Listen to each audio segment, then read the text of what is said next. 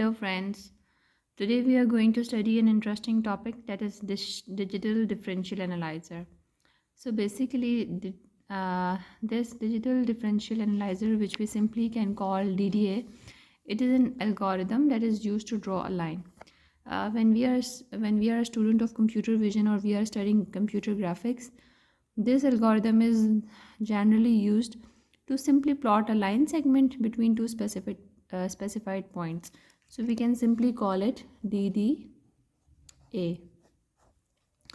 Now we are going to solve a problem in order to understand that how this algo works. So for example, if we are given to calculate the points between two endpoints 5, 6 and 8, 12 by using DD algorithm. So in this type of problem, we are given with starting points which we can denote with x0, y0, and we are given with endpoints which we denote with xn and yn, and we are intended to draw a line segment, and not only draw a line segment but also calculate that how many points are going to lie between these two endpoints, or how many points are going to lie down onto that line, right? So step 1. In step 1, simply we have to calculate three things: delta x, delta y, m. So delta x is the difference between the end point x coordinate and the start x coordinate. So we will subtract them, 8 minus 5, and get the answer. Similarly, delta y is the difference between the end point y coordinate and start point y coordinate. So this is 12 minus 6. Here we get the 12 and here we get the 6. This is the answer. And for m is the slope. We are going to divide the delta y with delta x. So this answer 6 is going to be divided by this answer 3. And in this case, we can see that the slope is 2. It means the slope is larger than 1. So in the next step, which we call step number 2, we are going to find out the number of steps. Number of steps means that how many steps or how many points we are going to take in order to reach the end point. So the number of steps are always going to be equal to delta x or delta y, whichever one is largest. So we simply say that number of steps is equal to delta x if delta x is larger than delta y, or it is equal to delta y if delta y is larger than delta x. In this case, we can see that delta y is largest, so number of steps are equal to delta y, which is equals to 6.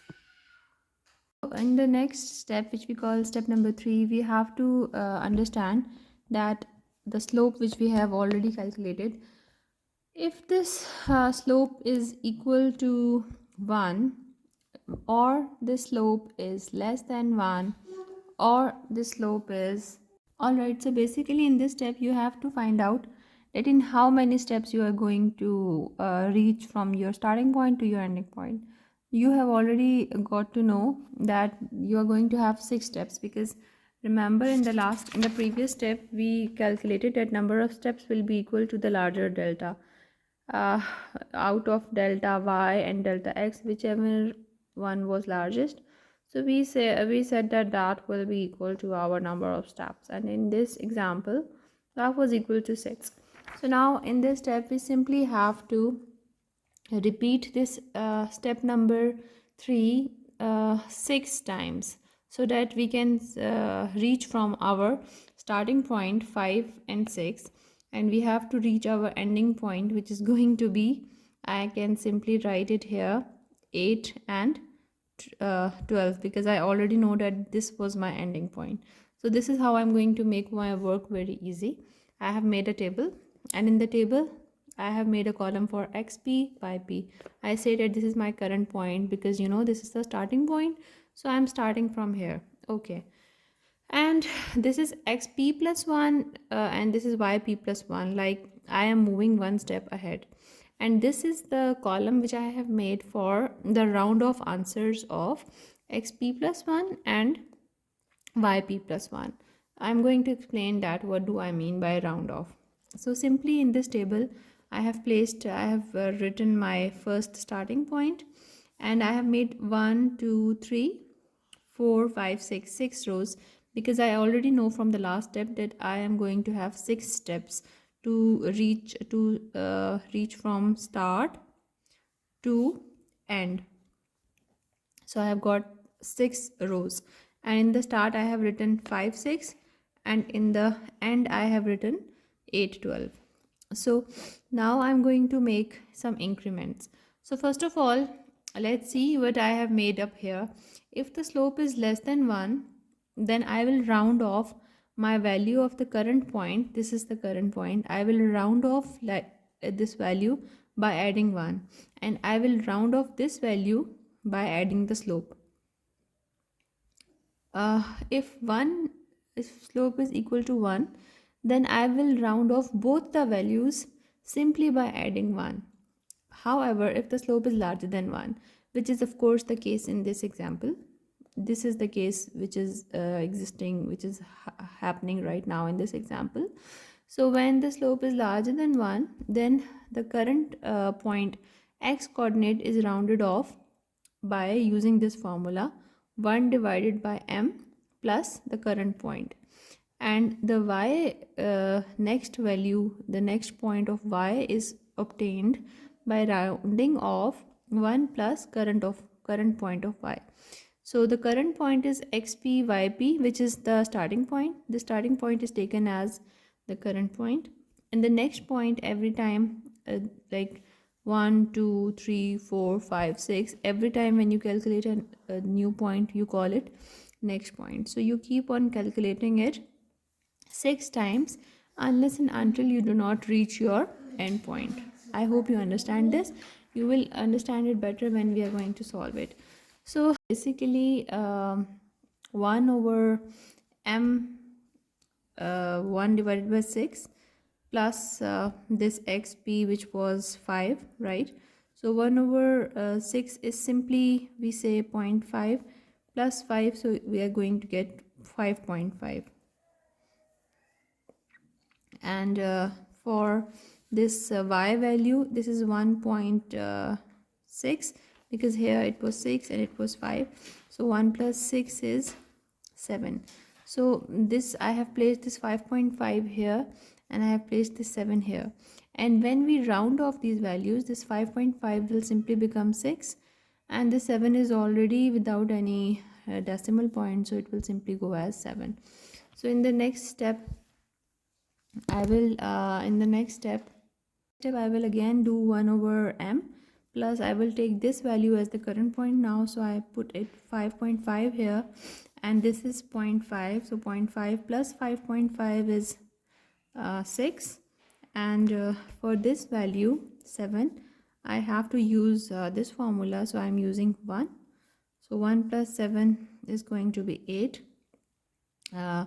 So I place this 6 and 8 here, and when we have to do the rounding off, so these are also these are already digital integer values, they do not have any decimal points, so I'll simply use them as it is without any further rounding off.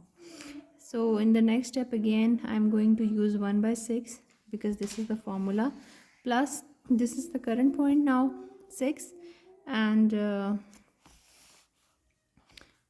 this is going to give me 0.5 plus 6, which is 6.5. So I'm going to put this 6.5 here in the third position, in the third point position.